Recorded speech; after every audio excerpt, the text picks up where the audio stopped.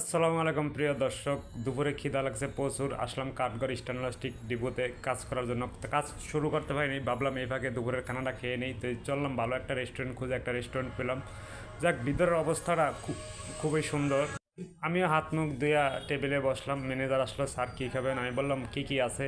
উনি অনেক কিছুর কথাই বললো। তো আমি শেষ পর্যন্ত মোরগ পোলাওর অর্ডার দিলাম। দেখলাম মোরগ পোলাওর গ্যারানটা খুবই সুন্দর, আমার নাকে গ্যারানটা চলে আইছে। তো এই মোরগ পোলাও অর্ডার দিয়ে দিলাম। তো উনি আনা পর্যন্ত আমি একটু অপেক্ষা করতেছি। একটু আপনাদেরকে রেস্টুরেন্টটা দেখে খুবই সুন্দর। কাঠগড় কেউ আসলে এই রেস্টুরেন্টে খেতে আসবেন, এখানে ভালো ভালো বিরিয়ানি পাওয়া যায় আমার মনে হয়। এখনও মুখে দিইনি, মুখে দিলে বুঝতাম। যাক, আমার খাবারটা চলে আসে আমার সামনে, টেবিলের সামনে যে দেখতেছেন, খুবই সুন্দর, খুবই মানসম্মত খাবার। তো আমি খামু।